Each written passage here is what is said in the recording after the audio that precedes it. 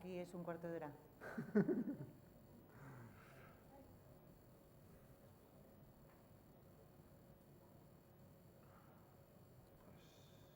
No sé.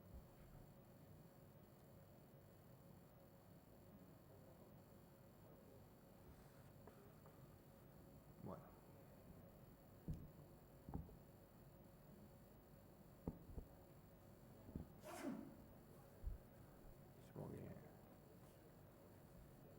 Supongo que irá la gente sumándose, ¿no? Espera. Hombre, yo sé de gente que venía, pero... ¿Sí? ¿Quién? Jonathan. Borja dijo que venía. Lo que pasa es que es verdad que nadie cuenta con que empezara puntual, pero eso. Yo creo que tan siempre llega tarde. Bueno, quiero decir que a mí también me parece bien empezar puntual y ya está, ¿eh? Quiero decir que tampoco se van a perder... 12.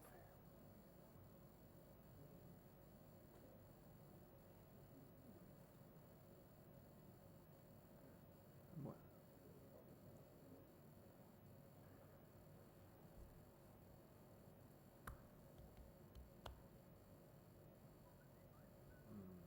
Ya ves tú, ¿no? Esto en el streaming queda un poco mal, ¿no?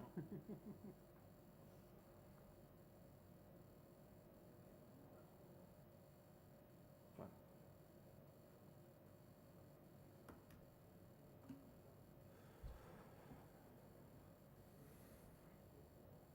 Pues nada. Bueno. Vamos a empezar ya a meter ruido, ¿no? Para que se anime la gente. Bueno, pues Arratsaldeon, gracias a todos por venir. Hoy es el Día Mundial de la Arquitectura, hoy mismo. Y bueno, Yatari ha organizado una programación que supongo que ya conocéis, puesto que estáis aquí. Y este año tenemos, dentro de Subversiones Urbanas 2, un ciclo de conferencias que inauguramos hoy. Y bueno, este es, el año pasado hicimos unas pequeñas actividades con el motivo del Día Internacional, o el Día Mundial de la Arquitectura, que este año repetimos de forma ampliada. Y bueno, y entonces el año pasado estuvimos hablando sobre el espacio público, distintas maneras de ocupar y habitar el espacio público, el espacio de todos. Y este año, un poco palpando los debates que hay en sordina y no tan en sordina dentro de la ciudad, y a raíz de una exposición que inauguramos el viernes sobre arquitectura sostenible, llegamos a un tema para las subversiones urbanas de este año, que es el tema del RE. La relación con la exposición viene dada con la idea del recuperar los edificios y darles una segunda vida a los edificios, que es ampliar el ciclo de vida de los edificios, que es el enfoque arquitectónico que se le había dado a la exposición. Y bueno, entonces este es el tema de este año.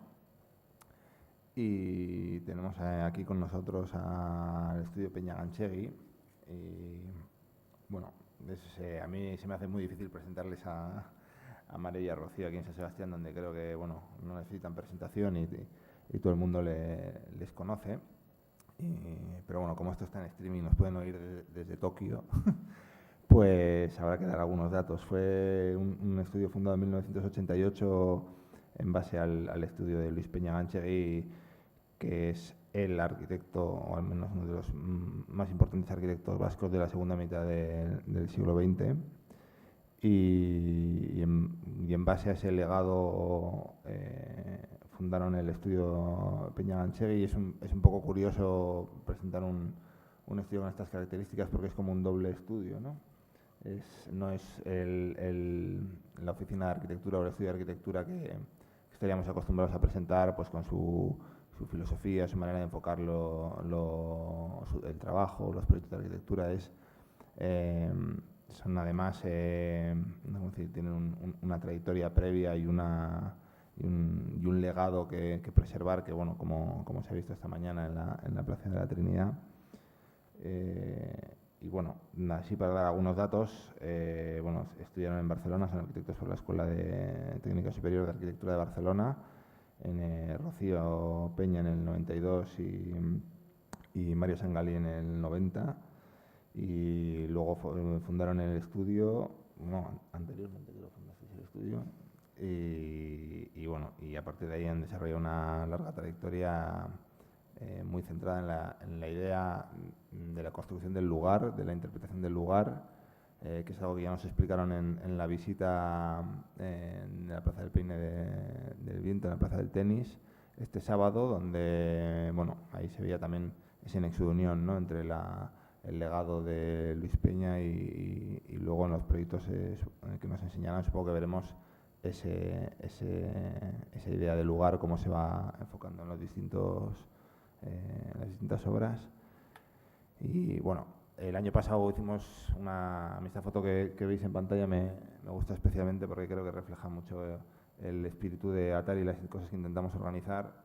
Y es un poco el arquitecto con su plano a pie de calle explicando la obra a gente que no es arquitecto, que no es de la disciplina, y luego también demuestra un poco cómo el estudio Peña Ganchegui, afortunadamente para nosotros, siempre responde a la llamada de Atari. y nada, sin más, les cedo la palabra a ver cómo nos cuentan esta idea del reciclar, reconstruir, reutilizar, reactivar.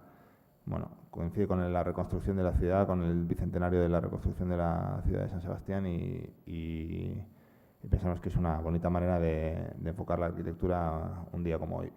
Gracias. Sí, ponemos así.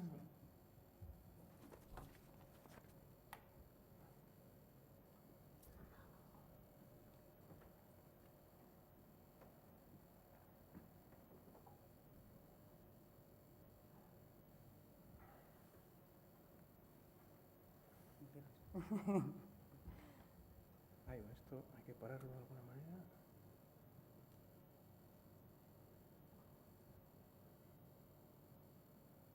Bueno, yo voy a comentar un poco, Pablo, muchas gracias. La verdad es que hemos cambiado un poco el inicio de la conferencia, pero bueno, luego lo haremos. Nuestra primera parte de la intervención era realmente hablar del RE dentro de nuestro despacho, como un despacho al que llegamos y un despacho al que transformamos. Pero bueno, hemos decidido empezar un poco por la reconstrucción de la ciudad desde esta imagen de la casa de la película de Mi tío, ¿no?, de Tati. Sigue, Mario, sigue. No, la idea que se ha propuesto, vamos, el tema que se propone para estas jornadas es el RE, que, bueno, así a priori, a simple vista, parece algo muy amplio, ¿no? Cuando uno dice reconstruir, reciclar, rehabilitar, reutilizar, reactivar, revalorizar, repensar, y sin embargo todos esos conceptos tienen que ver con la intervención en estructuras existentes, bien para reconstruirlas, bien para reactivarlas. ¿Eso se apaga y se enciende solo? No sé, aquí lo veo permanente. Bueno. ¿Tenemos algún problema técnico con el...? Igual toco un poco yo, ¿no? Sigo, mientras se arregla lo voy contando. Decía que siempre tienen en común la intervención o la actuación sobre estructuras existentes, que es lo que, bueno, de alguna manera nos había llevado a pensar que una forma de empezar esta charla era hablar de nosotros mismos como el resultado de una intervención en una estructura existente, que era el estudio de Peña Ganchegui cuando nosotros llegamos, ¿no? Pero bueno, vamos a ir al asunto, vamos a empezar realmente en el asunto. Todos estos conceptos del RE tienen que ver con dos aspectos o dos temas que los sobrevuelan a todos ellos, ¿no? Uno sería la necesidad de cambio y el otro sería una cuestión económica, ¿no? La economía, que siempre acaba gobernando estas dos, cualquier tipo de actitud relacionada con el RE. A veces será porque son las necesidades económicas las que nos llevan a plantear una reforma o la necesidad de reutilizar o de reciclar o de reactivar, o a veces será porque tendremos ese condicionante económico, ¿no? Pero normalmente son los dos aspectos un poco en los que se mueve o que gobiernan, digamos, cualquier actitud relacionada con el RE. Nosotros, para abordar este tema que gobierna o que planea sobre las jornadas, ¿no?, que ha propuesto Atari, y que siempre nos apuntaremos a cualquier cosa que nos proponga Atari, no hace falta que nos lo agradezcas, porque nos parece una iniciativa que está muy bien y bueno, pues, ya lo sabes, Pablo, que para cualquier cosa que podamos ayudar, que podamos aportar, pues vais a poder contar con nosotros, ¿no? Y decía que habíamos pensado que una fórmula sería pues hacer una reflexión sobre nuestro propio trabajo desde el RE, que uno como arquitecto, hombre, claro que hay estudios que están especializados, ¿no? Nosotros solemos decir que estamos especializados en casos singulares, porque claro, nos han tocado unos casos tan diferentes y tan particulares, que es como decir que no estás especializado, estás especializado en casos cada vez distintos, ¿no? Pero iba a decir que, bueno, que seguramente hay estudios que pueden estar más especializados en la rehabilitación o en la reutilización o en la reconstrucción, pero bueno, no pensamos que sea nuestro caso hasta que hemos empezado a repasar la cantidad de casos en los que realmente aparece algún concepto asociado al RE, ¿no? Bueno, sí, que nos hemos dado cuenta que, no sé si todos, pero bueno, pues igual un 70% de los trabajos que hemos realizado tenían un dato previo, bueno, en algunos casos con valor y en otros casos con menos valor. Entonces, un poco, bueno, primero íbamos a hacer una introducción a ciertos conceptos y luego vamos a hacer un repaso un poco rápido por las obras sin explicarlas detalladamente, pero viendo un poco aspectos que nos interesan de este RE, ¿no? De entrada había una constatación de que algo ha cambiado con respecto al RE, algo ha cambiado la situación, aunque es algo que se ha hecho de siempre. Siempre ha habido la necesidad o el deseo de actuar sobre estructuras existentes y, bueno, pues la historia está llena de ejemplos de edificios que han sido alterados por actuaciones posteriores, ¿no? Y, sin embargo, algo ha cambiado últimamente y nosotros pensamos que tiene que ver pues, con una manera nueva de entender la economía, ¿no? La economía asociada a la ecología. Todos sabemos que hoy en día el medio ambiente y la sostenibilidad pues es una de las reglas de la convivencia, es una de las exigencias a nivel institucional y tiene que ver con una cuestión económica, económica a nivel global, a nivel de planeta, ¿no? Queremos preservar el planeta por una cuestión de supervivencia, ¿no? Y decía que la forma de medir la manera de intervenir en los edificios históricos está cambiando en buena medida en relación con criterios de sostenibilidad, criterios de economía, ¿no? Sí, bueno, igual lo que hay es que pensamos que durante mucho tiempo había un equilibrio real, bueno, que la sostenibilidad era algo natural, ¿no? Bueno, uno construía con la piedra que tenía al lado porque era mucho más cara conseguirla fuera. Y de repente llega un momento en el que el valor del suelo, bueno, hace que todo esto cambie y que el hecho de construir o los materiales o zamparte una montaña, pues es algo al alcance de cualquiera después de haber pagado los miles de millones que has pagado por un solar, ¿no? Entonces, yo creo que el tema de la sostenibilidad es algo que se ha impuesto para volver a equilibrar las cosas, ¿no? Son una serie de acciones que se nos imponen, ¿no? Que se imponen en la arquitectura un poco pues para equilibrarlo, ¿no? Puede ser, bueno, pues la gestión de residuos, pues que hace y una serie de hechos que hacen que usar materiales reciclados resulte más económico porque realmente es más económico para todo el planeta, ¿no? Bueno, en todo caso, al final cualquier actitud o cualquier actividad relacionada con estos conceptos de RE que nos propone Atari tiene que ver con dos elementos, el preexistente y el nuevo, ¿no? Y de cómo consideremos cada uno de ellos, se desprenderán distintas actitudes y distintos criterios de intervención, que no necesariamente son incompatibles uno con otro o no necesariamente son criterios a los que nos tengamos que adscribir, ¿no? Un mismo arquitecto podrá actuar incluso en una misma intervención desde cualquiera de los dos aspectos, ¿no? Y decía que tiene que ver con cómo interpretemos el edificio existente. Será muy distinto que le otorguemos un valor arquitectónico o que no se lo otorguemos, pero incluso en cualquiera de los dos casos habrá actitudes diferentes respecto a él, ¿no?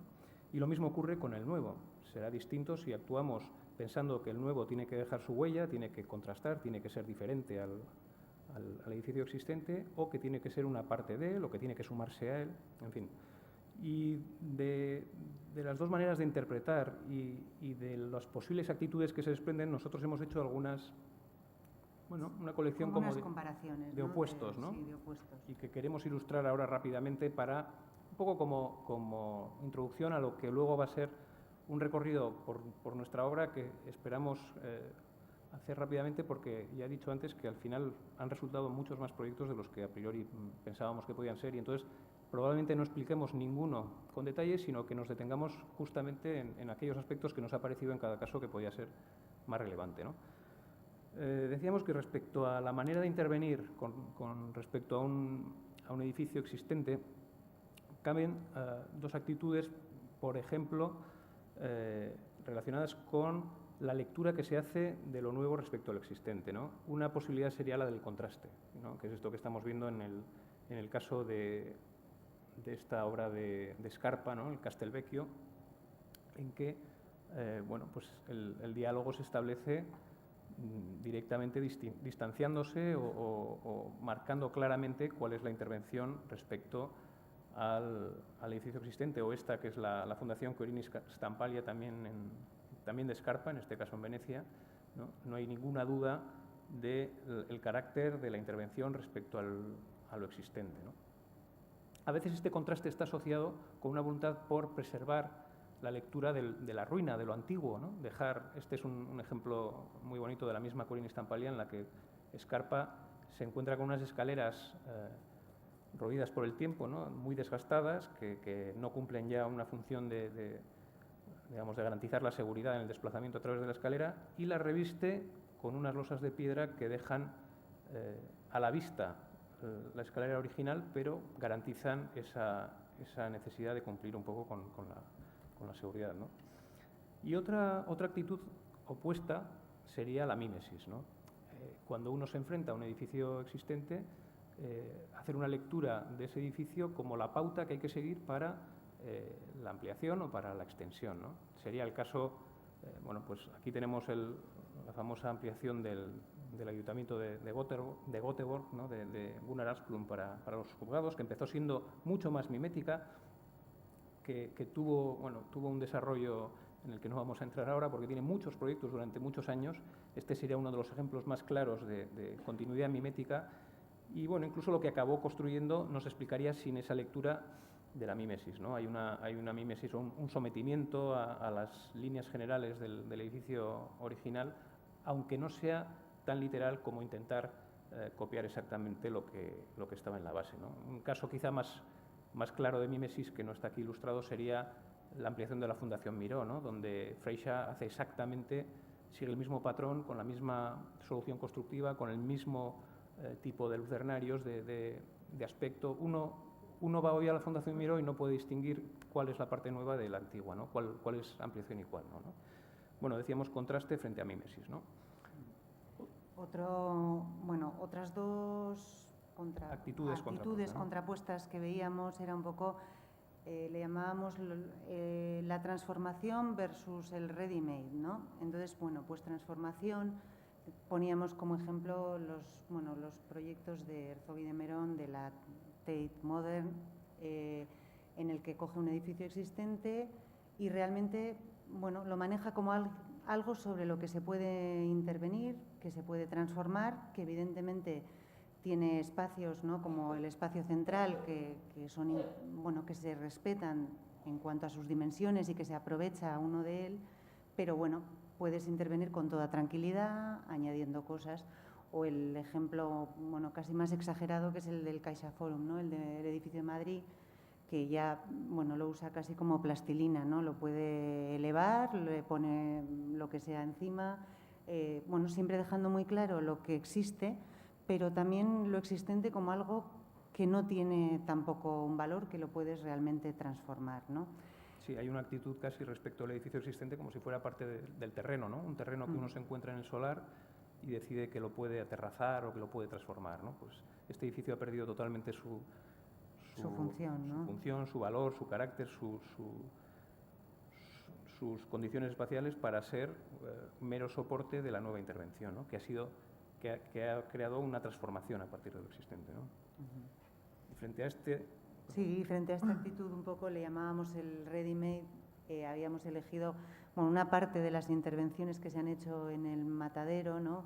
Que es un poco esta actitud de que, bueno, pues existe algo que, bueno, en realidad tendríamos que haber puesto primero la intervención del Palais de Tokio, que es un poco de donde viene. Es este, ¿no? Sí, que es esta imagen de la Catoni Basal, que es un poco, bueno, pues la que más impacto tuvo en su momento, pues por esa actitud, ¿no? de encontrarse con un edificio que, bueno, que además estaba revestido y lo desnudan y hacen una intervención en la que lo existente se toma como algo bueno y se interviene simplemente para, bueno, pues para condicionarlo, para dar unas instalaciones, pero no se interviene sobre él, ¿no? Se da como algo bueno o asumido.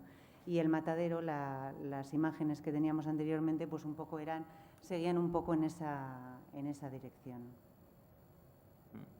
Dentro del ready-made hay un caso muy bonito que es este de la High Line en Nueva York, ¿no? Que hace James Corner, que aprovecha una vía obsoleta, elevada, en la que ya estaba creciendo por estar abandonada la vegetación y que reutiliza como un paseo jardinado, ¿no?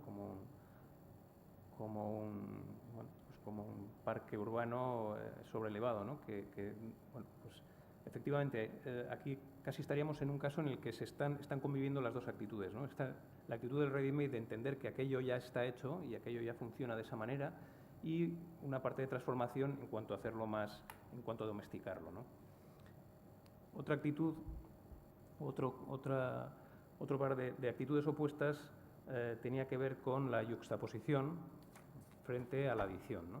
Es decir, estamos viendo ahora un levante construido por Ridolfi en una villa, en un palacete romano, en el que corta a cuchillo el edificio existente y superpone un edificio absolutamente dispar y que no tiene nada que ver con el anterior, ¿no? Y que, bueno, pues con una actitud similar a la de Herzog y de Menón que hemos visto antes, pero sin intervenir para nada en el de abajo. Realmente, hasta el corte, el edificio sigue siendo lo que había, y a partir de aquí ha habido una yuxtaposición sin sumar, ¿no?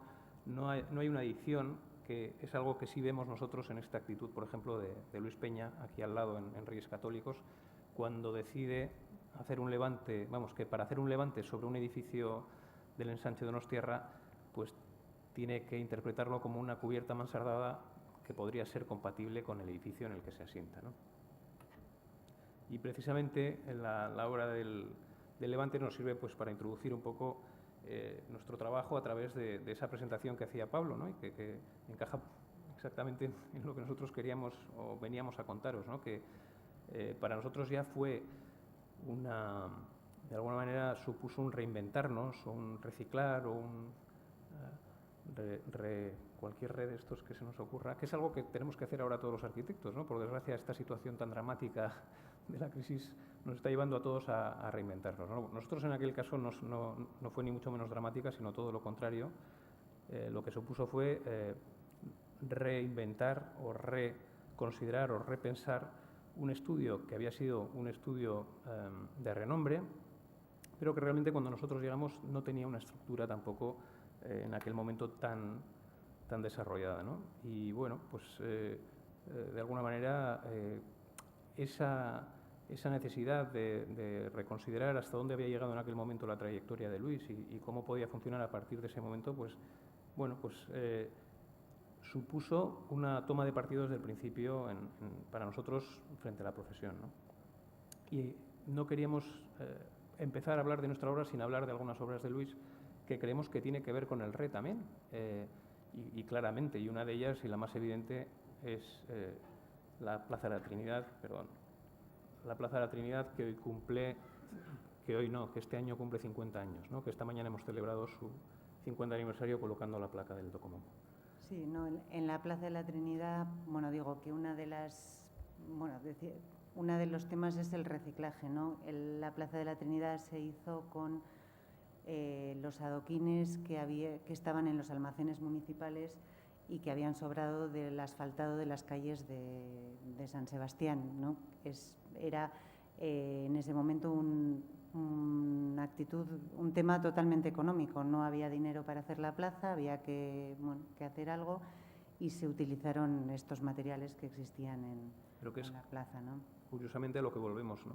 con esta situación económica en que ya a lo mejor se ha acabado lo de pensar que puedes disponer siempre de materiales nuevos y traerlos de cualquier parte, ¿no? Y hay que pensar más en que hay que reutilizar lo que tenemos, ¿no? Nos hemos encontrado que es como un paréntesis, pero haciendo un poco esta charla nos hemos encontrado con una cosa bastante bonita que al final no encajaba y no la hemos traído, pero que era un banco de materiales que existe en Oporto. En Oporto han hecho un banco de materiales a partir de los edificios que derriban, y entonces es un almacén, pues se ve en la página como todo con cajitas, con los azulejos, como si fuera una ferretería que tiene los azulejos, ¿no? Y que ellos los guardan de los derribos, y tú pues quieres hacer una reforma y solicitas pues con argumentos para construir, por supuesto, en Oporto, que quieres pues esos azulejos antiguos que te gustan para la cocina, o para un palacio. Parece una idea bastante bonita, ¿no? Y te los ponen al coste, es decir, al coste de gestión que ha supuesto recuperarlos y tenerlos ahí, ¿no? O sea, sin ningún beneficio, por supuesto, ¿no? Digo que en muchísimos casos, ¿no?, de los derribos que hemos hecho, de muchos materiales que igual hemos desechado, sobre todo antes, ¿no?, durante muchísimo tiempo, porque era más fácil tirarlos a un container y que se estropearan y de llevarlos al vertedero. Pues ahora de repente con gestión de residuos y separarlos de repente tiene sentido el poder hacer un banco de materiales para poder echar mano de él y poder mantener, en este caso en Oporto encaja muy bien, ¿no?, el tema de azulejos, que es tan bonito y tan especial en Oporto. En todo caso, lo bueno del asunto de la Plaza de la Trinidad es que no habría sido lo mismo si el adoquín se hubiera construido expresamente para la Plaza de la Trinidad, porque aquí sí que hay una actitud de empastarse, de cierta mímesis, ¿no?, de decidir que aquí en esta foto se ve muy bien, ¿no?, como este contrafuerte, el propio muro, tienen un grano muy similar al propio graderío, ¿no? Aquí casi se confunden las piedras del graderío con las piedras de la fachada trasera de San Telmo, ¿no? Eso con unas piedras cortadas nuevas, ¿no?, que hubieran sido... Claro, no hubiera sido lo mismo, ¿no?, ni el color, esas cosas que en este momento igual somos bastante críticos con respecto al estado actual de la plaza. Esta obra de Luis que ya hemos mencionado, que es el Levante de Reyes Católicos, ¿no?, que quizá aquí en la sección se ve más claro, ¿no?, como la propia, a lo que era el cuerpo inicial, que tendría una cubierta menor, pues se le hace una cubierta de mayor dimensión. No existe un levante en fachada para luego cubrir, sino que el levante se disfraza de cubierta para ser acorde con lo que está cubriendo. O sea, existe una suma, ¿no? De la misma manera que la Plaza de la Trinidad, todo lo que coloca se suma a lo existente, aquí también esta cubierta se suma a lo existente, ¿no? Era donde tenía Luis el estudio, precisamente, en este levante. Y por último, un caso de reciclaje clarísimo es el de la Plaza del Tenis, ¿no? La Plaza del Tenis, en la que si algo justifica y posibilita que se pueda construir esta plaza, si algo lo justifica es la instalación de las esculturas del Peine del Viento, pero si algo lo posibilita es la construcción anterior del colector, que es este que asoma aquí después del quiebro y que es el que permite que aparezcan en estos puntos los surtidores de agua, ¿no?, con el empuje de las olas. Estamos viendo una imagen de la inauguración.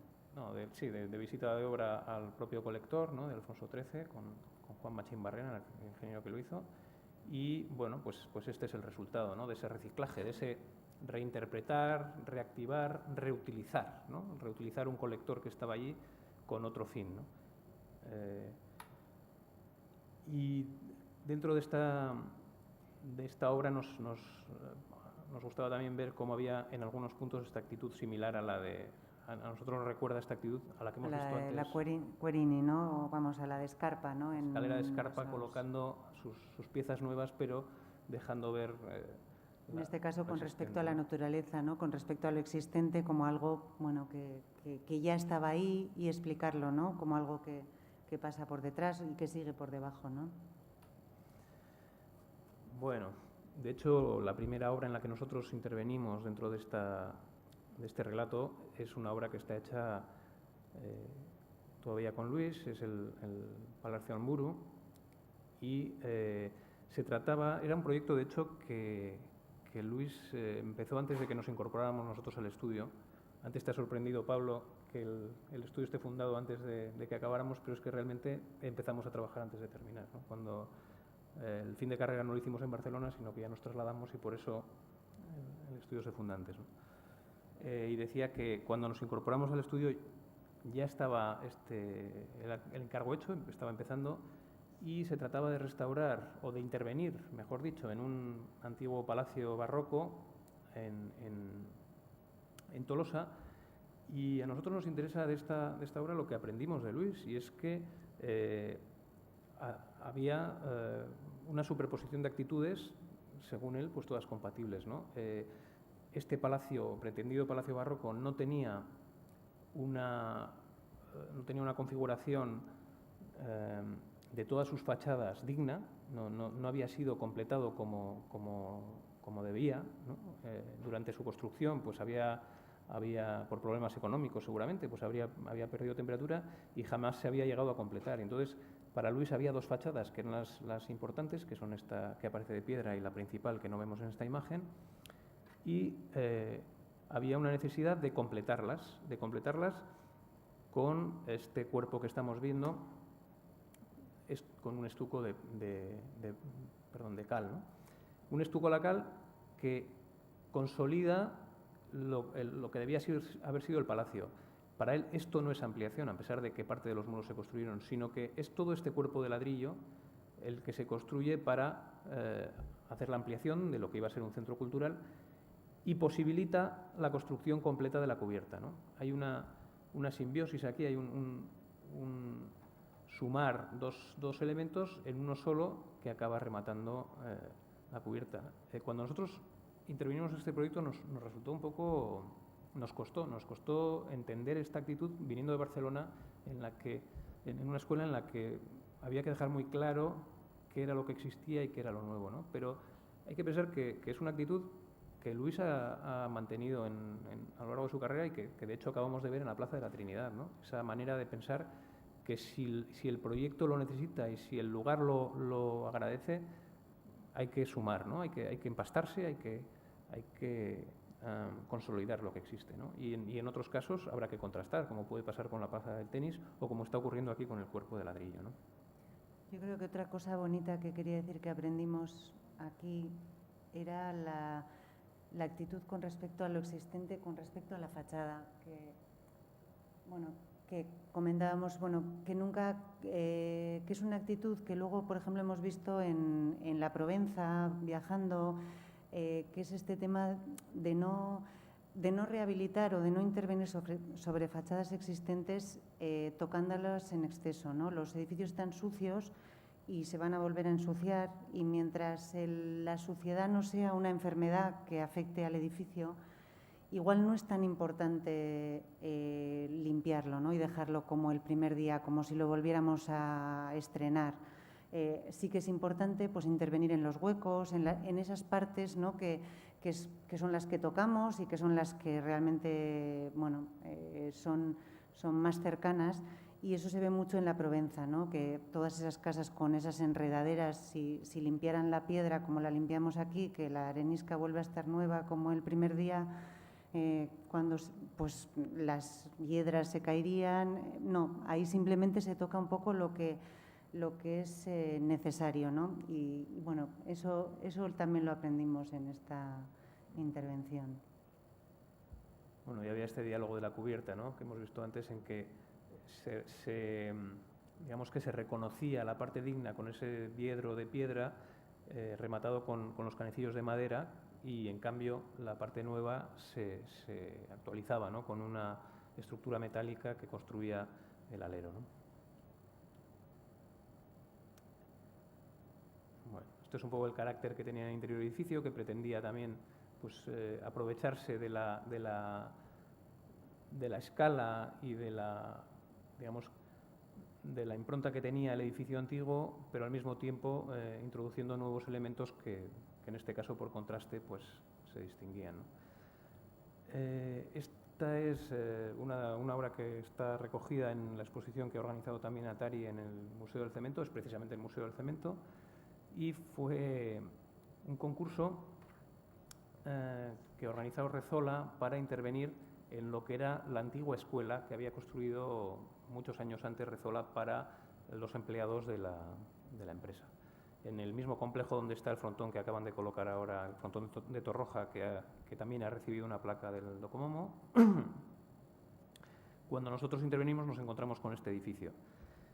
Este edificio que bueno, tenía esta cubierta a dos aguas, con una estructura que nos pareció sospechosa. Tenía una estructura un poco fuerte, un patio central, como organización. Bueno, patio, le llamo yo patio, pero estaba cubierto, por tanto no era un patio, pero parecía que tuviera una organización. La estructura se interrumpía como para dejar paso a un vacío, ¿no? Y haciendo un poco de investigación descubrimos que este edificio antes había sido este edificio. Ya había sufrido un ya había sido renovado, ¿no? Seguramente casi por razones estilísticas, porque no me explico que este edificio con este aspecto tan bueno que tiene tuvieran que hacerle semejante reforma, ¿no? Seguramente una necesidad de renovación, de que se viera un edificio más nuevo, que no pareciera un edificio tan clásico. Y investigando un poco durante la fase de concurso encontramos también esta imagen donde se veía la estructura extraña y de hormigón un poco fuerte, ¿no?, que tenía el edificio, y sobre todo se apuntaba aquí como una pista que nos llevó a descubrir que en realidad este edificio había sido en un momento dado un edificio en el que había un lucernario con un patio central que hacía, bueno, con un vestíbulo con una mayor altura que hacía que hubiera una luz cenital, ¿no? Y llegamos a la conclusión de que, bueno, aquí igual hay que comentar por qué se conserva el edificio, ¿no? Bueno, fuimos avanzando y planteamos un proyecto que, bueno, pues que planteaba una piel nueva y que respondía un poco a las necesidades que tenía Rezola, pues para un museo, bueno, que hubiera más superficie de paredes, se eliminaron las ventanas y, bueno, apareció el edificio que conocemos y que luego veremos, ¿no? La crisis que yo creo que hemos tenido muchos, bueno, es que cuando apareció la estructura, pues apareció esto, que era, pues un verdadero desastre, ¿no? Porque, bueno, pues es una estructura que no tenía ningún valor y que, bueno, pues a pesar de todo mantuvimos, porque además, pues uno de los temas más importantes era que si tirabas esto te quedabas sin edificio porque estaba fuera de ordenación y Rezola se hubiera quedado sin los metros cuadrados de museo, ¿no? Bueno, es otro de los motivos a veces del ¿no?, que tenemos que intervenir muchas veces, dice la gente, pero no sería más barato tirarlo, sí, pero por normativa, pues hay muchas veces que hay edificios que están consolidados que si los tiráramos, pues no tendrías esa edificabilidad.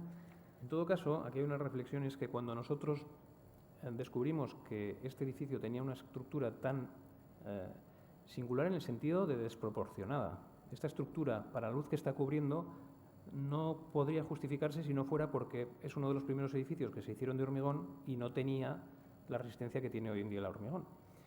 Y nos pareció que un museo del cemento, que mejor que conservar precisamente una estructura de hormigón, ¿no?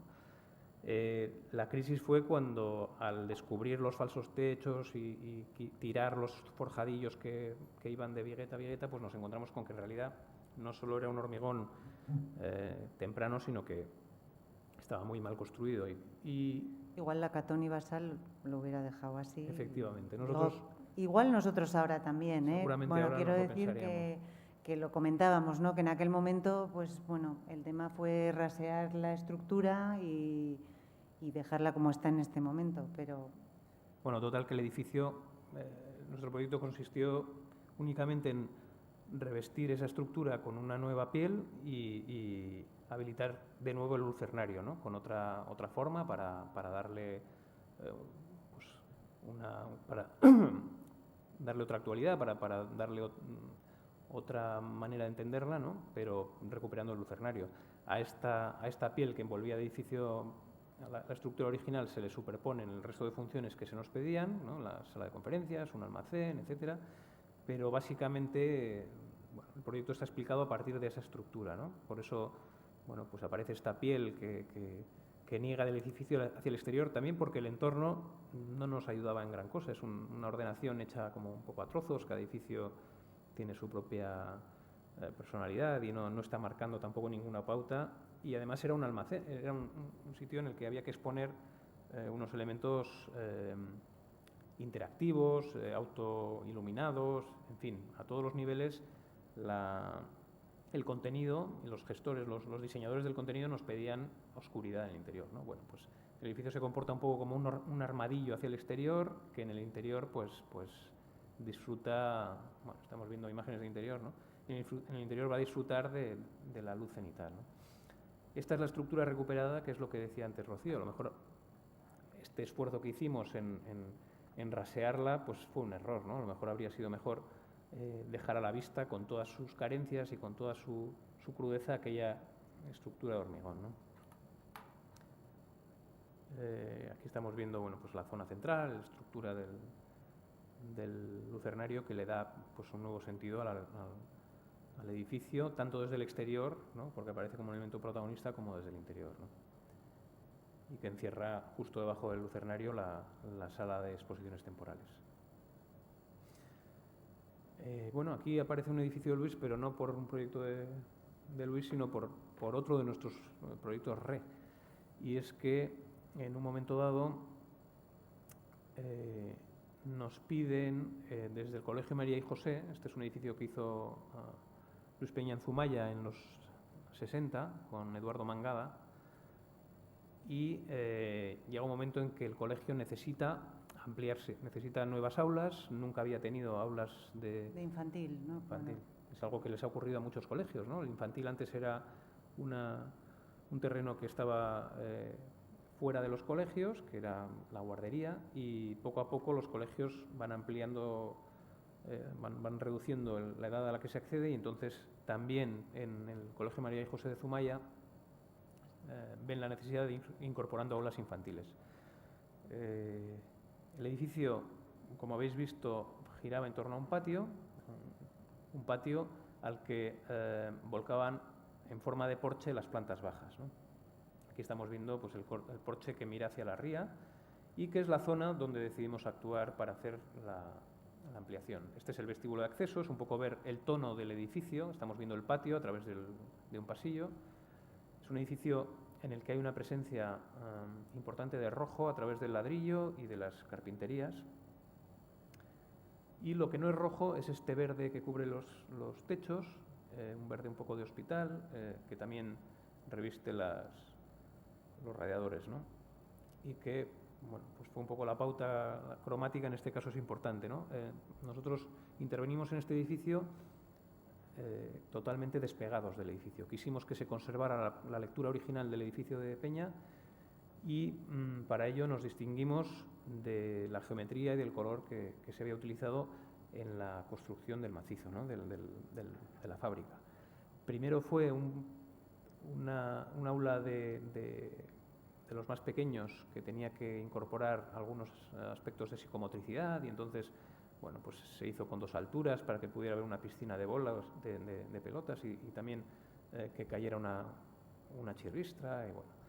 Y con estas formas curvas pues nos despegábamos un poco o mucho del edificio original, y sobre todo creábamos un espacio quizá más amable para los niños, ¿no? Como pensando en que fuera, bueno, pues estábamos en un intermedio entre un aula y un chiquipar realmente, ¿no?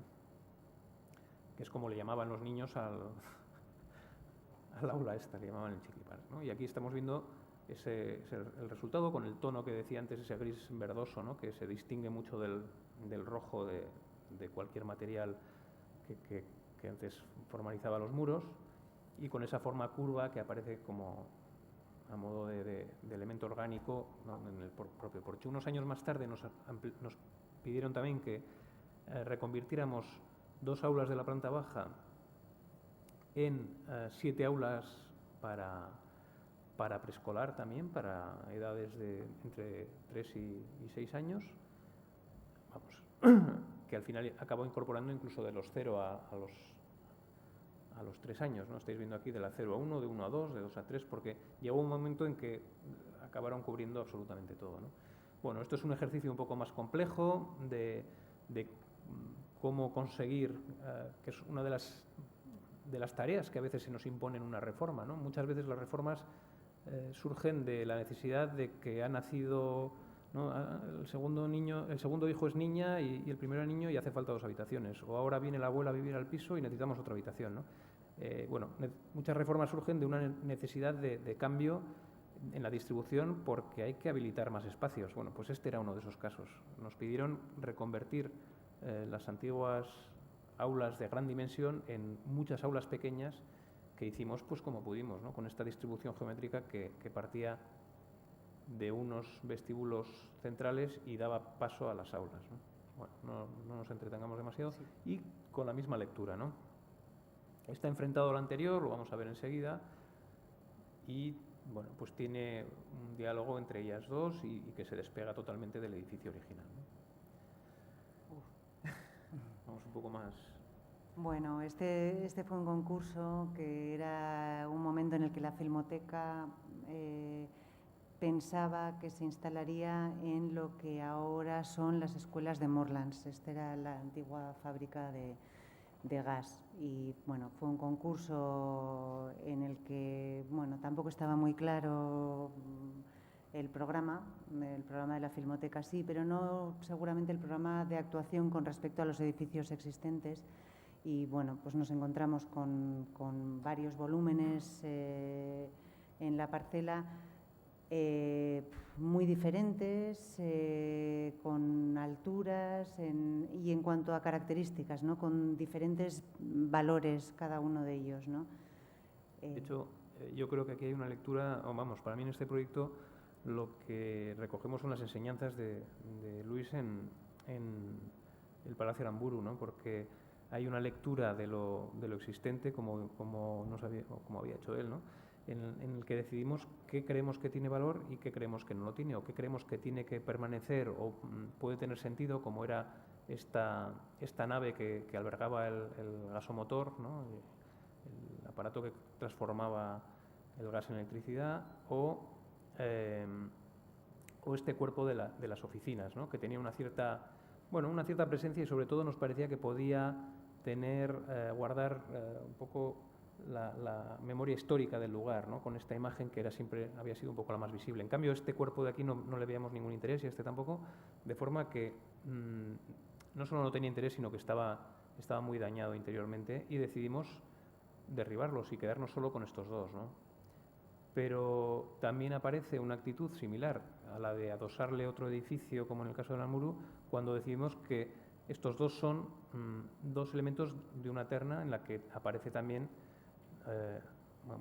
un tercer elemento que es un elemento completamente nuevo y que va a ser el archivo, que es realmente el corazón de la Filmoteca, ¿no? Si algo se dedica a la Filmoteca es a almacenar, a archivar, a preservar. Bueno, pues todo eso iba a ocurrir en este cuerpo, ¿no? Y dialogábamos con los 2 edificios existentes de tú a tú como si fuéramos un elemento más, ¿no? Como si tuviera como si fuera una preexistencia más en la que la intervención fuera este otro cuerpo que tiene ese sí otra lectura distinta, ¿no? Este cuerpo que nosotros añadíamos como archivo tenía una cubierta a 2 aguas, tenía una planta similar a esta, nada parecía indicar, salvo el material y la ausencia de ventanas, que no hubiera estado con los otros 2, ¿no? En cambio, todo esto que hacíamos alrededor era esa otra actitud de contraste, de elemento que se distingue, que hace de articulador entre los restantes, ¿no? Esto es un caso curioso y me ha parecido también interesante dentro de lo que a veces, de toda esta lista que hemos dicho antes de reciclar, reactivar, reformar, restaurar, reconstruir, parece que reciclar sea lo más difícil que pueda hacerse en arquitectura, salvo en casos como el de los adoquines, ¿no? Y este se nos presentó un caso por el encargo propio exigía un reciclaje. Era bueno, perdona, Rocío, que... No, no, hombre, no. Es el Museo Industrial de Arrasate, de Mondragón, que contemplaba la reutilización de una antigua nave industrial que ya no existía. ¿Cómo se come eso? Bueno, pues eso se come porque esta antigua nave industrial en su día había sido desmontada cuidadosamente y almacenada, esta era la antigua nave, y había sido almacenada de aquella manera en un descampado. Tenían todas las piezas desmontadas y las habían depositado allí. Entonces a nosotros nos dieron los planos de lo que había sido y nos dijeron, hay que intervenir en este edificio que ya no existe, ¿no?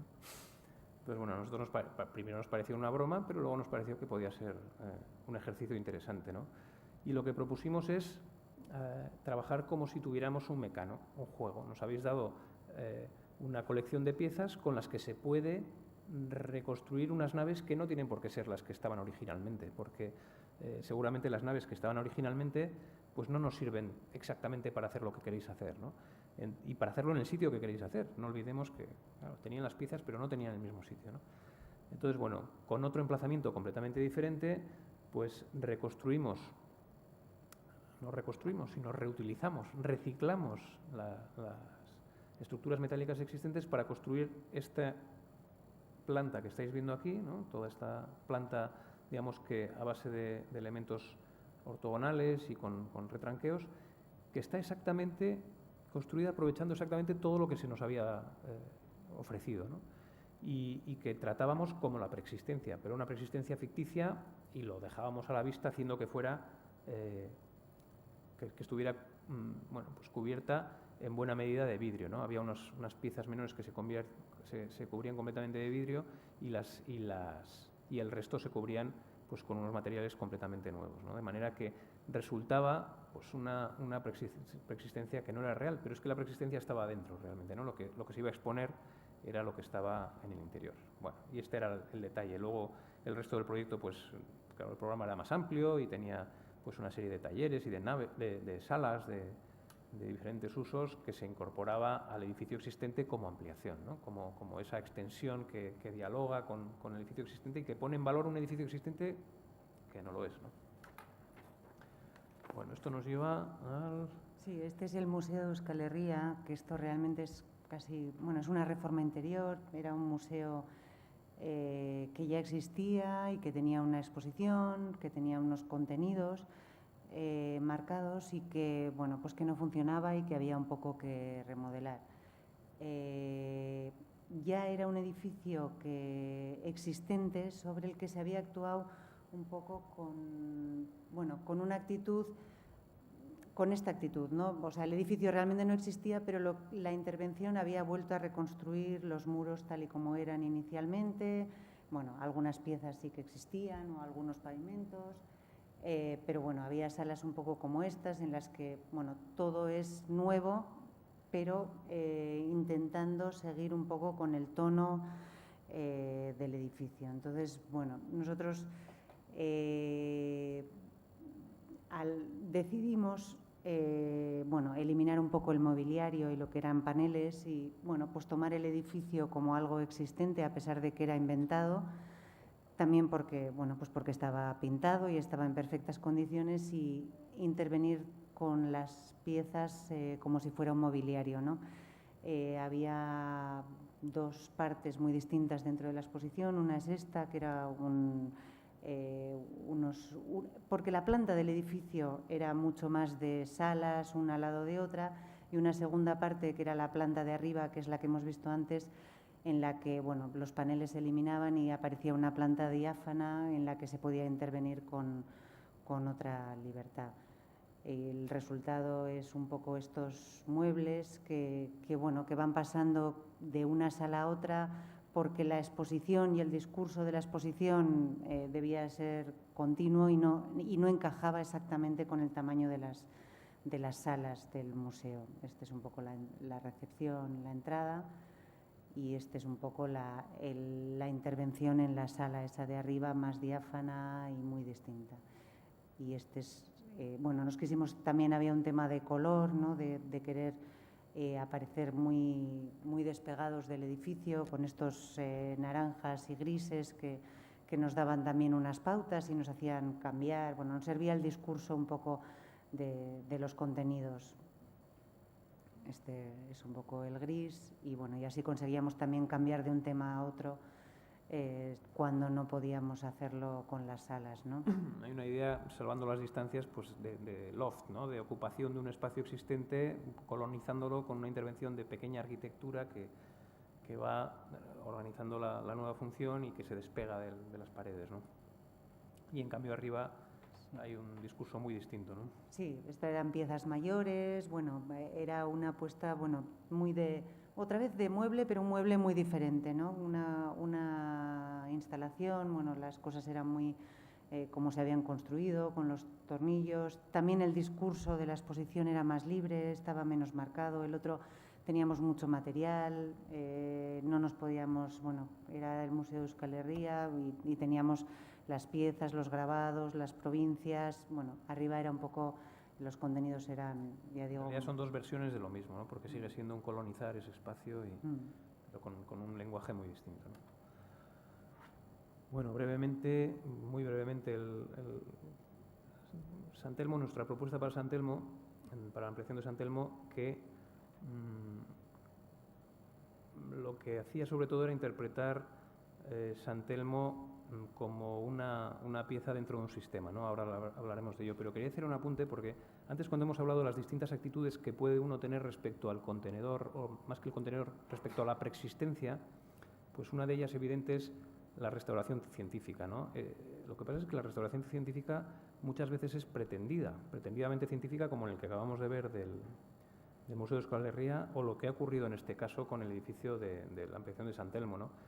Que bueno, pues se supone que han hecho una restauración, digamos que de recuperar el edificio original, y para ello han derribado, por ejemplo, el pabellón Aranzadi, pero también han derribado esta parte de este edificio, que también lo hicieron Zuloaga y Urkola, ¿no? Es decir, que hay una actitud un poco, bueno, no tan lejos de lo que hemos dicho antes, que hemos ilustrado con el Palacio Aramburu, ¿no? De que uno hace lo que interpreta el edificio como le conviene y entiende que este edificio, bueno, pues tiene mejor esta parte que esta otra, o que tiene esta parte más digna que esta otra, ¿no? Lo que pasa es que cuando eso se hace desde la restauración científica y con la pretensión de que uno está reconstruyendo el edificio original, bueno, pues a veces nosotros mismos nos hacemos trampas, ¿no? Y bueno, no sé dónde está dicho que este edificio simétrico, como lo han dejado ahora, después de haber derribado este cuerpo, es más original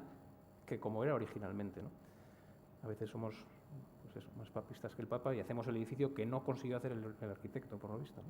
Bueno, en nuestro caso, nuestra propuesta para San Telmo, como decía antes, en nuestra propuesta para San Telmo era importantísimo considerar que San Telmo podía servir como puerta de acceso a todo un sistema, a todo un recorrido de hitos, muchos de ellos culturales, de museos, ¿no? Está desde el Museo Naval hasta el museo que se pretendía en Santa Teresa, bueno, de edificios históricos, etcétera, y para ello nos parecía muy importante que el propio edificio sirviera como acceso a Orgul y que permitiera la circulación entre la Plaza de Zuloaga y la Plaza de la Trinidad, ¿no? Y entonces nuestro edificio se retiraba mucho contra el monte, se apartaba mucho e incluso se elevaba, haciendo como una especie de muro de contención, precisamente para posibilitar este camino, ¿no? Y desde la lejanía lanzaba unas pasarelas que permitirían resolver las circulaciones dentro del propio San Telmo, ¿no? Entonces había una idea aquí como de distanciarse del edificio original, en el que también interveníamos, por ejemplo, para liberar todo lo que en su día habían sido una serie de añadidos, de cuerpos intermedios que se habían hecho contra el lateral de la iglesia y que no permitían su visión, ¿no? Y nos parecía bonito pensar que desde el propio pabellón Aranzadi pues, pudieras asomarte desde el interior a la fachada lateral, ¿no? Pero bueno, un poco esta era la idea. Nos pegamos al monte, nos subimos y dejamos que el espacio circule por debajo de unas pasarelas que van a cruzar a distintas alturas, pues dando esta sensación, ¿no? Eso era el apunte de San Telmo.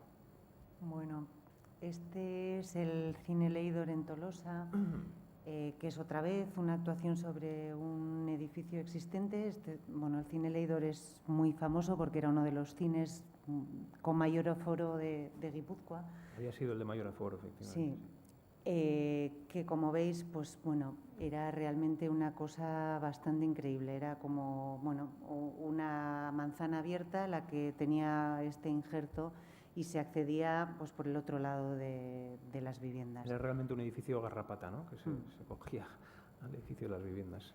El edificio no tenía valor más que, bueno, pues porque estaba construido, porque la sala existía y tenía problemas bueno, de funcionamiento y de accesos, ¿no? Entonces, bueno, y era un cine.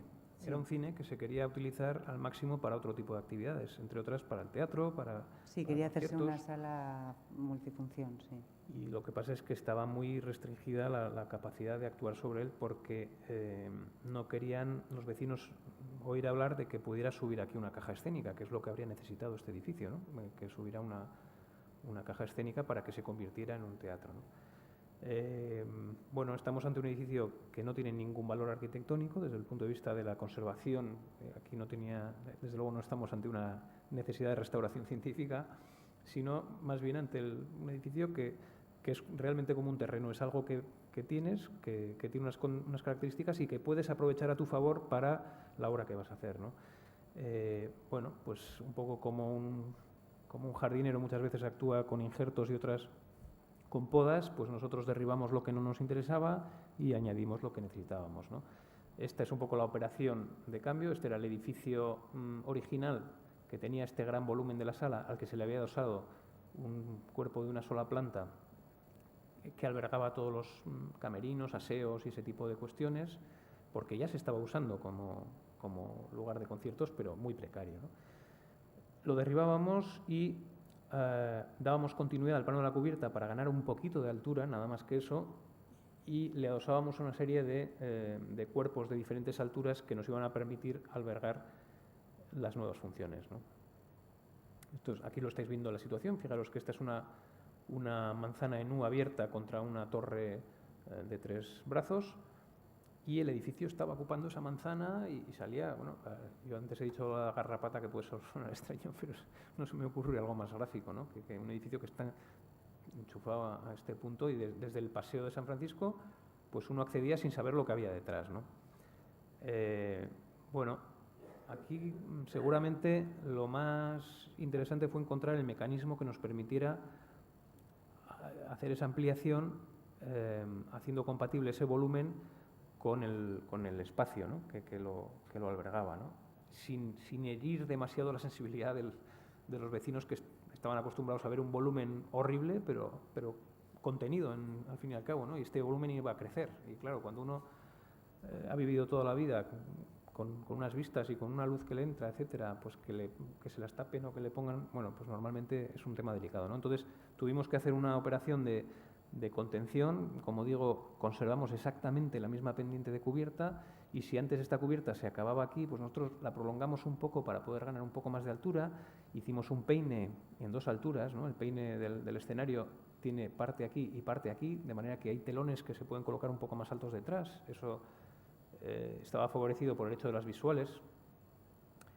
Y frente al acceso central que tenía antes, distribuimos los accesos lateralmente, con lo cual el edificio creció lateralmente con esta estrella que resultaba de desplegarse en distintos planos, a distintas alturas, pues una nueva piel, ¿no? Una nueva piel que le diera un nuevo sentido a ese, bueno, pues a ese volumen que había ocupado normalmente este espacio, ¿no? Y bueno, desde el punto de vista del RE, pues en este caso hay una clarísima un clarísimo reciclaje y reutilización de lo que había en la medida en que nos ha podido servir, ¿no? Toda esa estructura de cubierta, pues... Bueno, aquí igual digo que desde el RE o más desde el sitio lo que sí que hay es una actuación muy ligera porque apoyábamos encima de un parking, entonces todas las pieles tenían que ser ligeras, la estructura era metálica, teníamos que ir con muy poco peso. Bueno, igual era, ¿no? Digo, también quiero decir que casi todas las cosas el sitio acababa diciendo cómo tenía que ser el edificio. Efectivamente, se trata de una intervención en una estructura existente que no solo era el cine, sino que era un parking que atravesaba por debajo del cine y cubría toda la plaza, ¿no? Y efectivamente es una intervención pues delicada, ¿no? Y en ese sentido hubo que hacerla muy ligera, ¿no?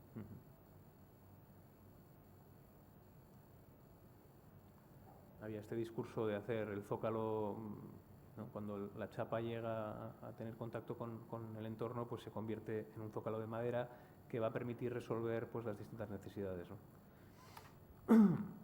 Y que desde el interior pues tiene este aspecto. Aquí hay otra idea del RE, que es la que está muchas veces asociada a la economía, y que cuando hicimos esto la economía no parecía que fuera lo más importante. Lo que pasa es que hay que pensar que el Ayuntamiento de Tolosa saca este concurso de reutilización o de reforma del Teatro del Leidor pensando que va a cambiar unas, no sé, las butacas, y que va a cambiar un poco el falso techo y poco más, ¿no? Es decir, que salió con un presupuesto bajísimo y es una obra muy contenida de materiales y de soluciones de todo tipo porque no había dinero. No había dinero, habría que hacerlo con muy poco, ¿no? Entonces, bueno, ahora estamos en esto también. Ahora nos toca a todos hacer ese gran esfuerzo de utilizar materiales y soluciones, ¿no? Esto está todo iluminado con unos fluorescentes que no pueden regularse, pues porque la simple regulación de la fluorescencia era tan costosa que bueno, pues que había que dejarlo. Y son fluorescentes porque el consumo pues es bajo. Es todo cosas que hoy en día... Y es de cristal porque el tema acústico requería que hubiera unos elementos que reflejaran el sonido, bueno, intentando unir elementos para hacerlos también más económicos, ¿no? Sí. Bueno, una breve incursión. Sí, bueno, este es un concurso que tuvimos un Accessit, que es el Museo Provincial de Teruel, que es en realidad una ampliación de este edificio que existía y que veis ahí, y la ampliación se hacía en el solar de Alao, con este edificio y bueno, construyendo en ese vacío un poco que veis ahí. Era un edificio bueno, que estaba en bastantes malas condiciones y bueno, nosotros lo que pensamos era un poco que íbamos a completar un poco el edificio este en esquina, que sí que tenía un sentido y una manzana que también parecía que lo tenía, ¿no? Hacíamos, este era, bueno, sí era el edificio original y añadíamos unas piezas, bueno, le llamábamos puzzle, ¿no? Bueno, pues como unas piezas que se añadían y con estos pasillos y buscando estos huecos dentro del museo, bueno, como unas vías de escape dentro de lo que es, bueno, el discurso de contenidos dentro del museo. En realidad lo que ampliábamos era este museo. Lo que pasa es que no estamos viendo en esta planta la conexión a distintos niveles de un edificio con el otro, ¿no? Bueno. Y quedaba un edificio un poco que se completaba con la intervención que nosotros añadíamos, ¿no? Hay una adición, ¿no? Respecto a la juxtaposición, ¿no? Aunque hay una lectura claramente de que lo nuevo es nuevo, pues bueno, hay una forma de interpretar las cubiertas y el remate y la cornisa, etcétera, ¿no? Un poco dentro de esa manera que hemos visto antes también en Asplund de respetar, ¿no? De aprender del vecino, de someterse a las reglas que le impone el vecino, pues aquí también nosotros, bueno, pues dábamos a entender que el edificio era uno único, con cubierta a 4 aguas, fragmentado en distintas partes, ¿no? Uy, también hemos puesto esto. Ay, bueno, este es otro concurso. Es un apunte. Sí, es un apunte. Este es el edificio Lecuona en Rentería. Bueno, Este, por ejemplo, también es un caso que desde el Ayuntamiento se quiere rehabilitar este edificio, pero en realidad no es que se quiera rehabilitar, sino que está afectado por la ley de costas y si te lo cargas, pues te quedas sin el volumen de edificabilidad que tenías, ¿no? Lo que pasa es que, bueno, la apuesta que hacíamos era decidir que, bueno, que podía ser, tenía una nave que luego veréis, bueno, por dentro... Era una antigua panificadora. Una panificadora, ¿no? Bueno, pues que podía ser un poco, y más en Rentería, como unos restos de edificación industrial que podía tener sentido mantener, ¿no? Como algo parte de la cultura de Rentería, ¿no? Y actuábamos dentro del edificio, pues manteniendo el volumen de la bóveda y colocando, pues era una biblioteca y hacíamos que la intervención en el interior fuera todo como un gran mueble, ¿no? de madera que lo podías recorrer y que se separaba del edificio existente. Ahora, bueno, han vuelto a sacar otro concurso y ahora es otra... Ahora va a ser un centro de danza. De danza, sí. Bueno, no está tan distante de lo que acabamos de ver, aunque aquí había una recuperación del contenedor para luego poder intervenir con un mueble,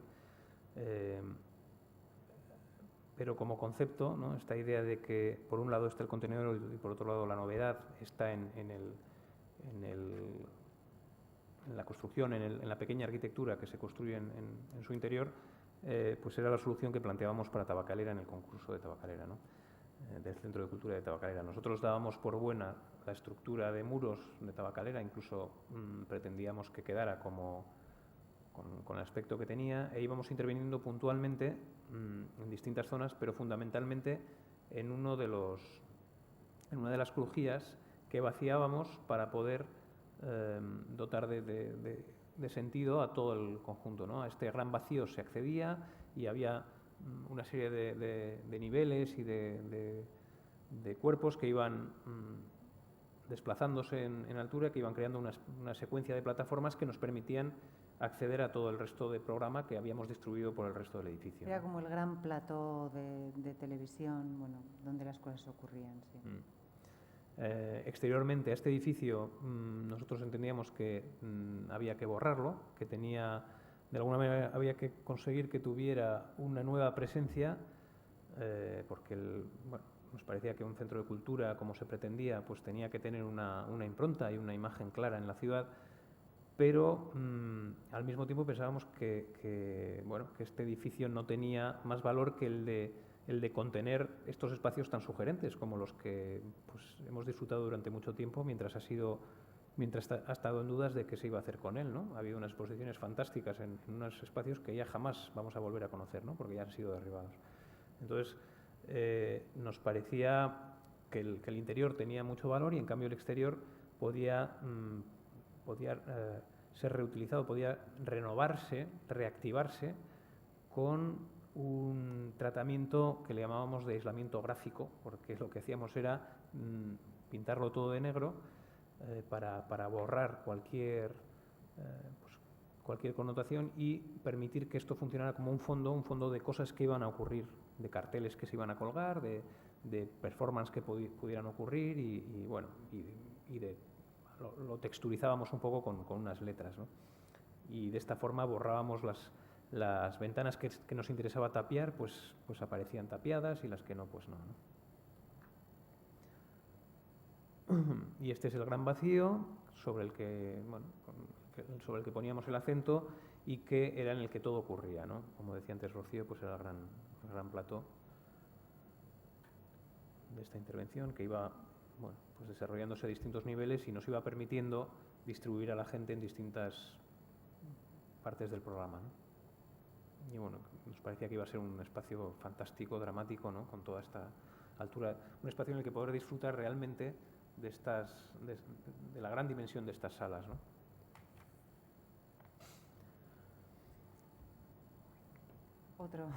Otro concurso. Este era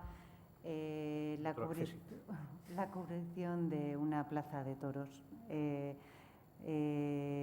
Era eso, una plaza de toros a la que añadíamos esta estructura de madera muy ligera, muy luminosa, que bueno, queríamos un poco que recordara al albero, bueno, que no se perdiera un poco el tema de la Plaza de Toros, ¿no? Mantener ese espíritu de la plaza, que a pesar de cubrirse tuviera luz, y planteamos una geometría muy potente, que era la que realmente organizaba todo el edificio, ¿no?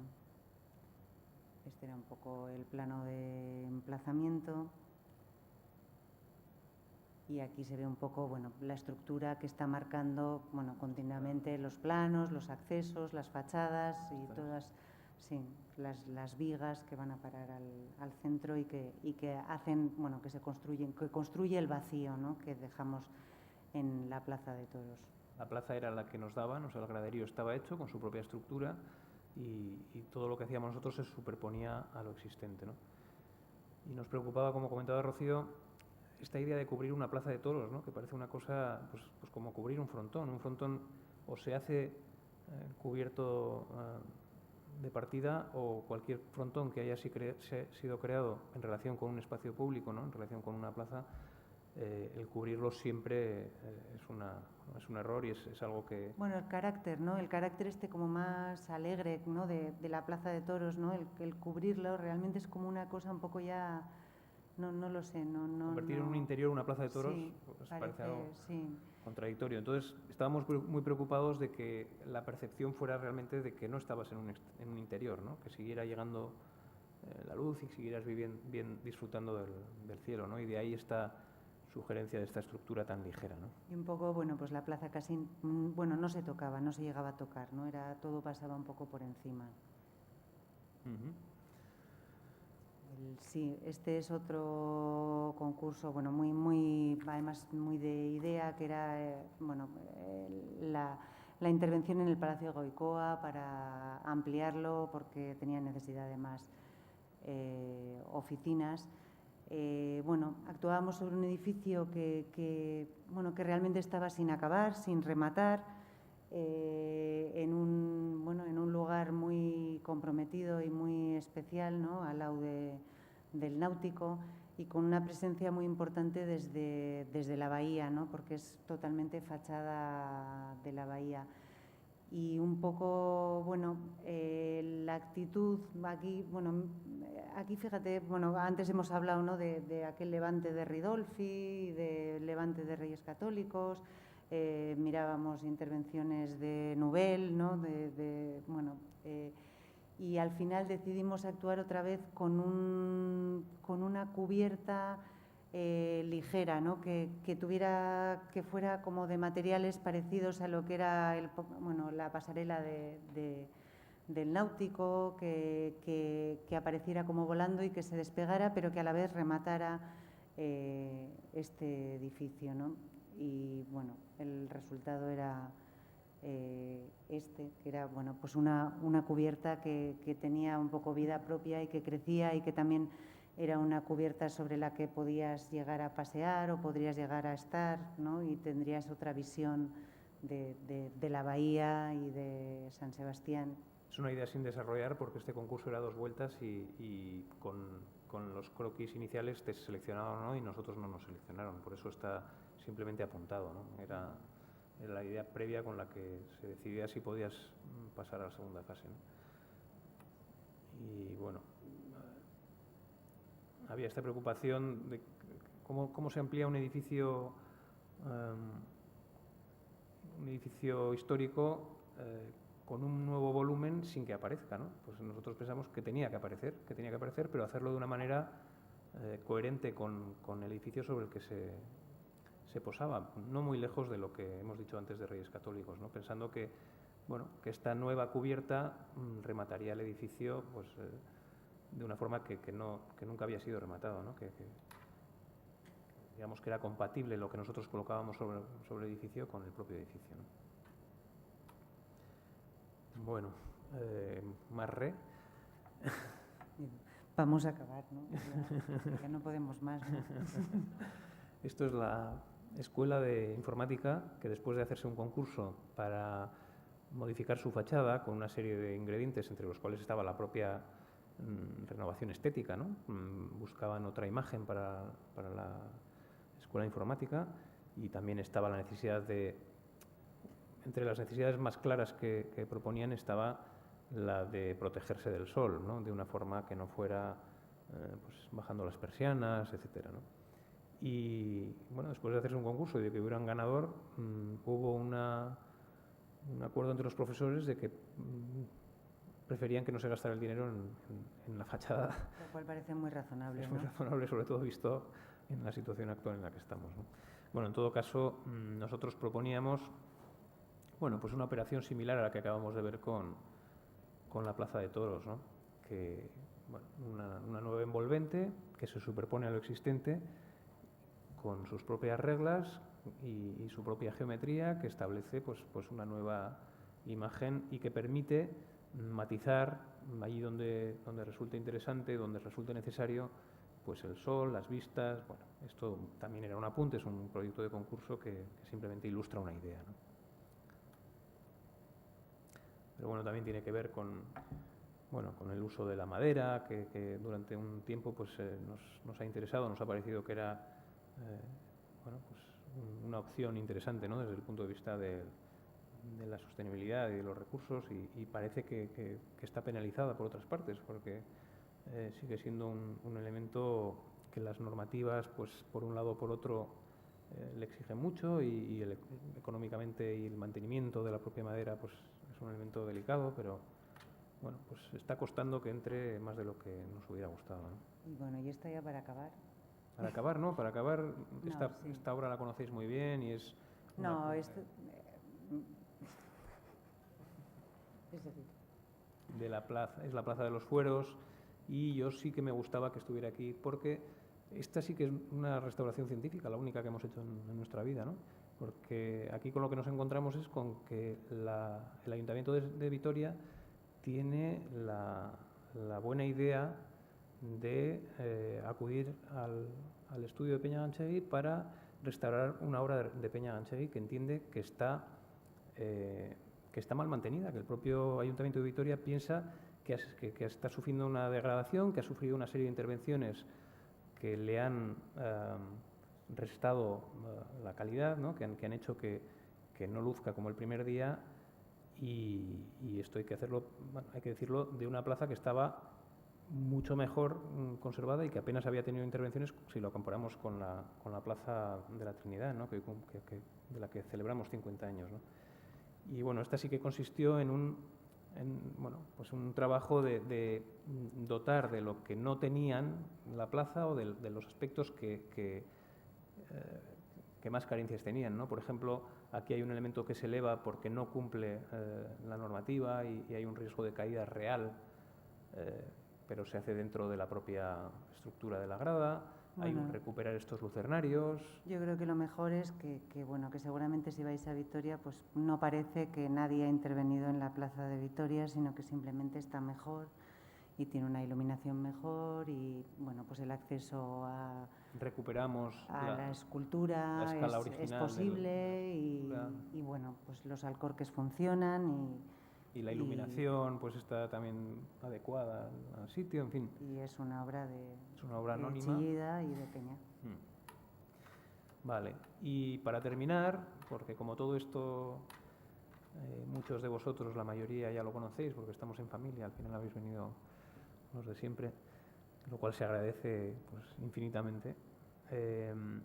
Hay una obra que no hemos publicado todavía en la página web y que es una reforma. En todo este recorrido de obras que hemos enseñado no aparecen las múltiples reformas que nos dan de comer y que muchas veces nos mantienen el interés, ¿no? Por la arquitectura, porque muchas veces es en las pequeñas obras y en las pequeñas reformas donde puedes llegar más al fondo de una idea, ¿no?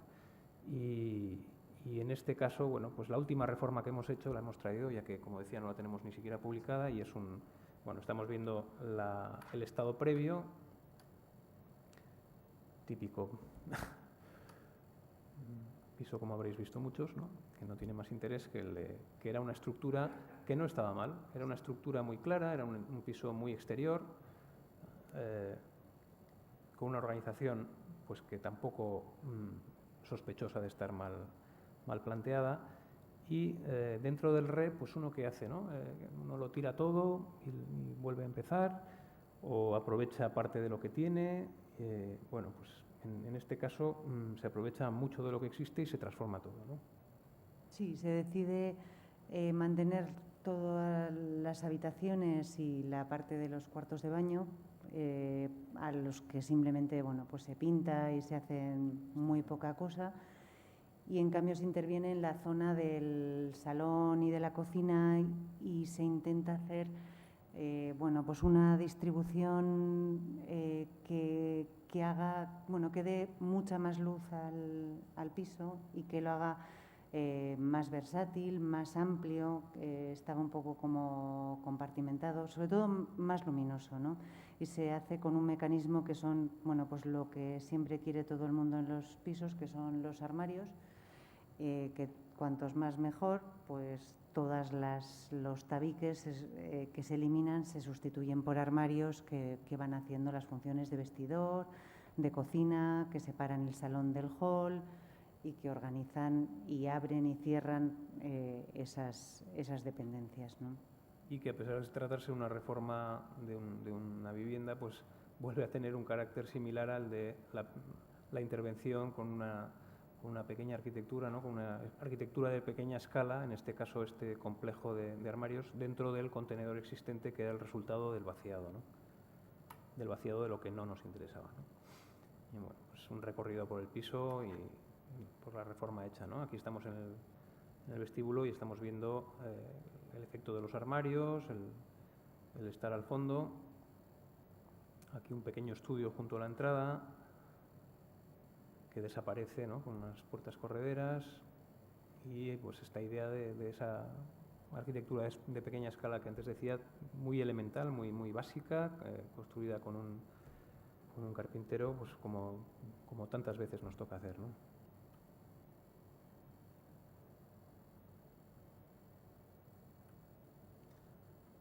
La cocina al otro lado de este sistema de armarios, ¿no? Que se aprovecha del armario, en este caso, como soporte de la mesa,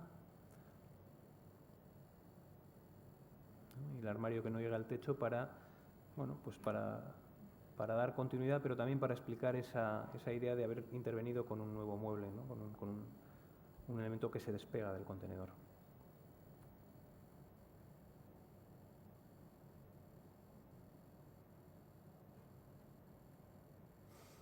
Eso es todo.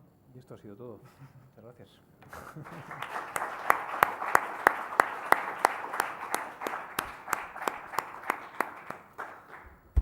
No sé si alguien quiere hacer alguna pregunta.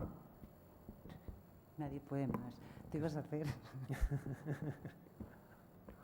Dani, anímate. Es suficiente. No sé si tenemos micrófono, no sé si... No. No. Sí, tenemos micrófono, sí. Desde el punto de vista académico,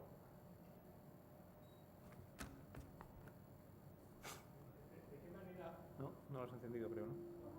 ¿Sí? ¿De qué manera toda esta nueva visión del RE que has planteado, o que habéis planteado, de qué manera influye en la doctrina de que la Escuela de Arquitectura se plantea ante este nuevo reto de una sociedad mucho más limitada económicamente, con la falta de recursos, ¿no? Es decir, ¿se ha planteado la escuela, o te has planteado tú, desde un punto de vista casi filosófico, ¿no? Es decir, el nuevo reto de los arquitectos frente a esta situación? Es decir, que son más casi renovadores que no creadores de nuevas ideas y de nuevos edificios o de nuevas plazas. Bueno, hay dos partes, ¿no? Una es que realmente la formación del arquitecto es una formación que habilita profesionalmente a una persona para reformar edificios, pero también para construirlos, para diseñar ciudades. Es muy amplio, ¿no? La capacitación que te da el título de arquitecto. Pero por otra parte, efectivamente, no solo los docentes, no solo cada profesor que está impartiendo clase en la Escuela de Arquitectura está está adaptando su discurso a los nuevos tiempos, sino que la propia escuela está diseñando, precisamente recientemente ha diseñado un nuevo plan de estudios para adaptarlo al espacio único europeo de la educación superior, al Plan Bolonia, en el que ha incluido entre las 3 posibles especialidades una que es de patrimonio, que es de restauración y patrimonio, y otra que tiene que ver con la innovación creativa en la que hay una buena componente de sostenibilidad, y otra que tiene que ver con el territorio desde el punto de vista de, entre cuyos contenidos hay un especial énfasis en todo lo que tiene que ver también con la sostenibilidad desde el punto de vista territorial. Es decir, que de alguna manera sí se está viendo afectada la docencia de la arquitectura. Otra cosa es hasta qué punto situaciones tal vez coyunturales, ¿no?, como las que estamos viviendo en este momento, tenga que condicionar absolutamente la docencia de todos los cursos, ¿no? Como te decía antes, efectivamente, probablemente en Italia ocurría. Cuando nosotros estudiábamos en Barcelona, en Italia, todo aquel que se apuntaba a una escuela de arquitectura sabía que su futuro estaba en diseñar muebles o hacer reformas, porque los nuevos edificios los hacían contados arquitectos. Pero es que esos contados arquitectos salen de las escuelas de arquitectura. Y seguirán saliendo de las escuelas de arquitectura y tendremos que seguir formando a todo el mundo para que pueda seguir haciendo edificios. De todas formas, la teoría es que todo esto lo hemos hecho antes de que llegara, o sea, que el rey estaba ya. Quiero decir que era ya innato, nacíamos con él. De todas maneras, hay otra pregunta que me viene al hilo, y es que, ¿de verdad creéis que es transitoria esta situación? ¿Que se va a volver a la historia real? No. Nadie ha dicho que se vuelva, pero que sea transitoria, sí. Habrá una evolución hacia otro, esperemos, ¿no? Porque si no, mal andaríamos. Si no, más que pensar que enseñamos a nuestros alumnos, sería reconsiderar la necesidad de que exista una escuela de arquitectura, ¿no? Pero bueno, hay aquí algunos alumnos que pueden también opinar hasta qué punto se está viendo reflejada la docencia o no, ¿no? Yo creo que inevitablemente el mero hecho de que buena parte de la enseñanza se base en la experiencia, ¿no? Porque si algo caracteriza a la escuela de arquitectura es que la mayoría de sus docentes son arquitectos. Son arquitectos en activo y que están en ejercicio y continuamente aprendiendo con lo que están haciendo y transmiten lo que están aprendiendo. Entonces, bueno, no cabe duda que de alguna manera la enseñanza es reflejo de lo que uno está haciendo, y si lo que está haciendo se ve condicionado por lo que le rodea. Claro que, por ejemplo, no solo se van a limitar el número de edificios que se puedan construir o el presupuesto disponible, sino que probablemente el tipo de intervenciones que haya que hacer no será exclusivo de los arquitectos, con lo cual el reinventarse ya no es una cuestión únicamente de la propia enseñanza, sino que es una cuestión que nos toca a los profesionales y que les toca a los futuros profesionales, ¿no? ¿Más preguntas? Sí, ahí hay una pregunta. Sí, hay una pregunta aquí. Perdonen, porque la pregunta que voy a hacer es muy simple. No tengo que ver nada con la arquitectura, pero es algo que me entusiasma, por eso he venido a la conferencia. Y todavía, a pesar de mi edad, me paseo, cuando voy por Donostia, aunque sea con prisa, voy mirando los edificios, los levantes que les han hecho y toda la historia que tengan. Mi pregunta es práctica totalmente. Al ver la restauración de este piso, que me ha parecido ideal, va esta pregunta. El separar los espacios con muebles nos libra del sonido, del ruido del uno al otro, tanto como los tabiques. No. Bueno, en este caso no, porque los muebles no llegan hasta arriba. O sea, lo que realmente está comunicado en este piso son los pasillos con el salón o la cocina. Están comunicados lo que son los espacios un poco comunes, digamos, ¿no? Las habitaciones sí que siguen teniendo los tabiques y siguen teniendo los tabiques hasta arriba, y las puertas, bueno, y tienen su aislamiento. Perdone que insista, sí. Si se piensa hacer las habitaciones también sin tabiques, pero con armarios que lleguen hasta arriba, se puede hacer. ¿Se evitarían el sonido de que alguien no se oiga con la otra, o del que está en la habitación no oiga lo que hablan en el salón? Se puede conseguir. Sí, se puede conseguir. Sí, se puede conseguir. Muy bien, muchas gracias. Nada. Si lo hace un buen arquitecto.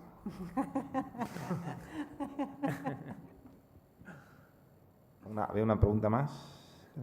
Sí, Sí, se puede. claro. El que más. Creo que nos echan a las 9, o sea que si queréis estamos aquí charlando de lo que queráis. Si proponéis otro tema también podemos hablar de otro tema. Vale. Mi segunda pregunta viene referida a uno de los proyectos que se han visto, uno de los primeros, que es de la plaza de tenis. Me gustaría saber de qué manera puede influir en esa actuación o en esa plaza los desplomes o los desprendimientos. Los desprendimientos que están habiendo en el muro que hay ahí, que de hecho está afectando de una manera gravísima al esparcimiento de la plaza, ¿no? al disfrute público de la plaza. No puedo responderte a esa pregunta porque no he estado implicado en la recuperación o en la restauración de esa ladera, ¿no? Pero ha habido una actuación de restauración, de contención, que esperemos que sea definitiva, porque una vez que se ha hecho, pues se habrá hecho con todas las precauciones. Pero hasta ahora supongo que ha afectado. Ayer mismo en la visita guiada que hicimos, o antes de ayer, ya no me acuerdo cuándo fue, sí, antes de ayer, vimos un fragmento de una parte del granito que se había desprendido porque algo de lo que ha caído lo ha arrastrado, ¿no? La construcción del tenis es de una gran robustez, es un adoquín de granito cogido con junta, etcétera, etcétera, pero el sitio es extremadamente expuesto, no ya por esos desprendimientos, es que la acción de las olas o del aire ya ha hecho de las suyas, ha llegado a levantar y desplazar muchos metros piedras pues que pesan una barbaridad, ¿no? Entonces, hombre, esperemos que haya una buena actitud de restaurarla cuando ocurran estas cosas, que no siempre la ha habido, ¿no? De hecho, hace bastante daño pasear por el tenis y ver cómo se han recibido algunas juntas o operaciones puntuales que han hecho de abrir algunas tapas de alcantarilla o elementos más dañinos de ese tipo, ¿no? Pero bueno, esto realmente ha sido algo reciente, ¿no? De este año, con tantas lluvias, hemos tenido la desgracia de Urgul también y en general por toda Guipúzcoa. De hecho ha habido una casa de Luis Peña-Ganchegui que está en estado de ruina por culpa de un desprendimiento del deslizamiento de un terreno, ¿no? Eso ha tenido que ver también con que se ha hundido un muro de contención que definía una carretera y tal, pero bueno, ha tenido que ver con las aguas, ¿no? En Mutriku, la casa de Axen Imaz, la de Imaz, que son unos muretes paralelos. ¿La de los muretes? Eso Sí. Esa estaba sobre una ladera que dependía de un muro, pues que en su día se había construido para... Ya se sabía que estaba cimentada sobre unos yesos y que era un terreno... Y además, bueno, siempre... ¿Te acuerdas que era, un murete así? Sí, bueno, pero la casa en realidad se ha venido abajo porque la ladera sobre la que se asienta descansaba sobre un muro de contención que se construyó en su día para hacer la carretera.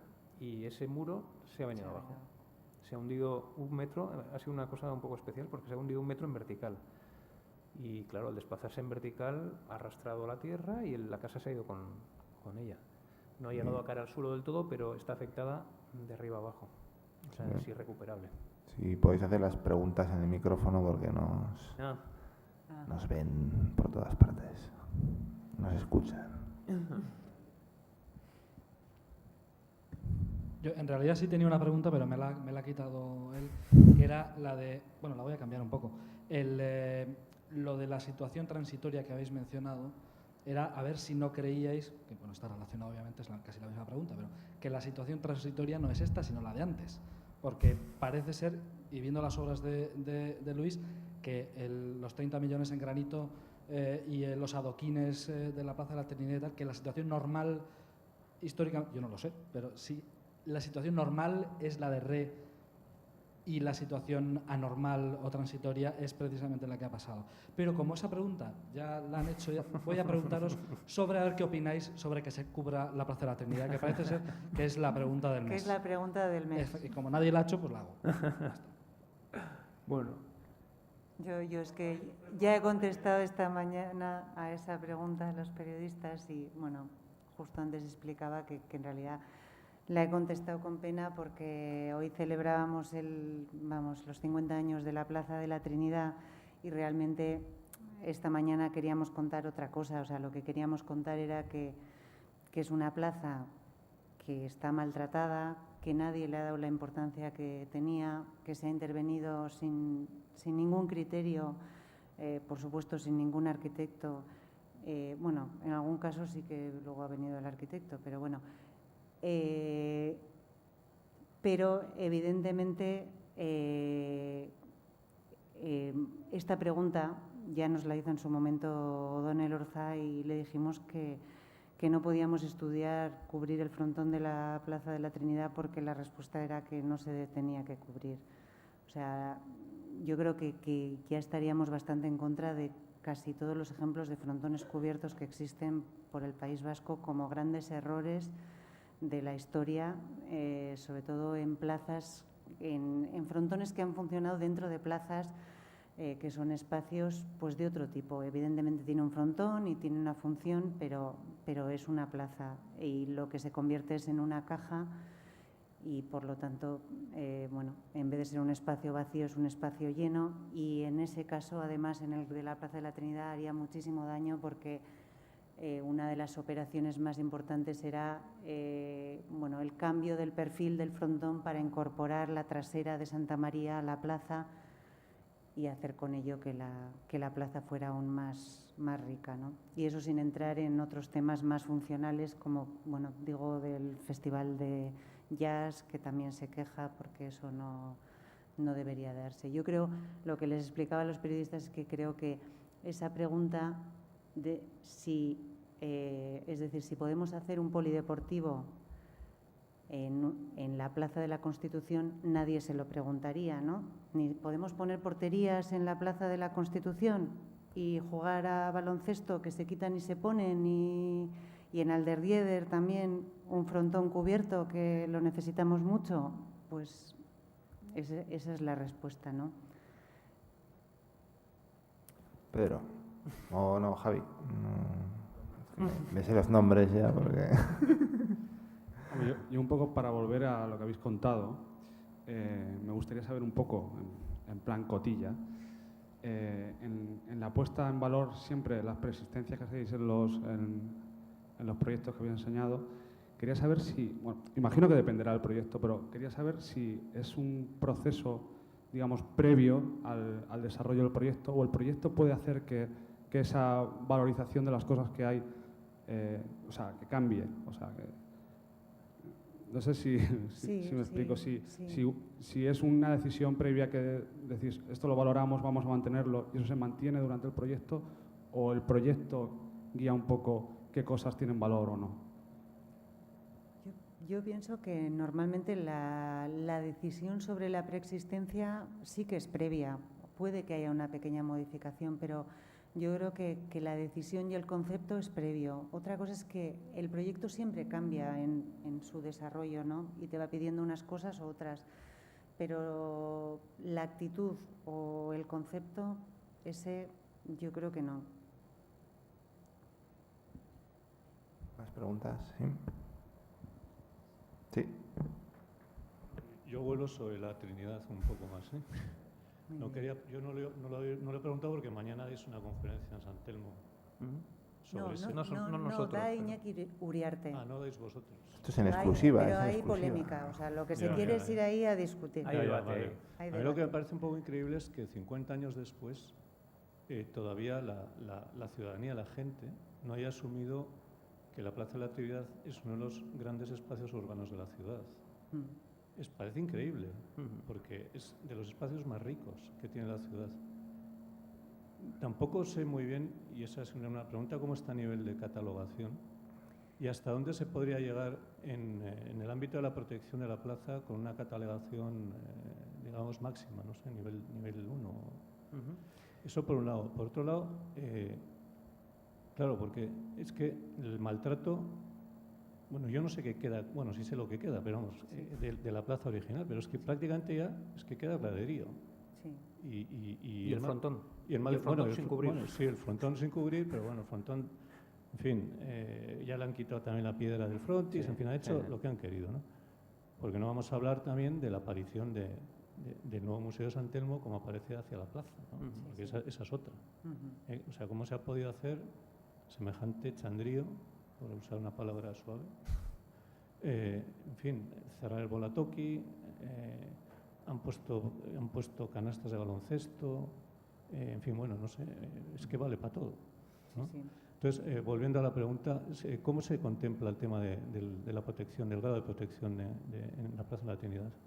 A ver, en este momento, sabes que está en exposición el nuevo catálogo, ¿no? El nuevo catálogo Plan especial de protección, ¿no? Que es el catálogo de patrimonio urbano.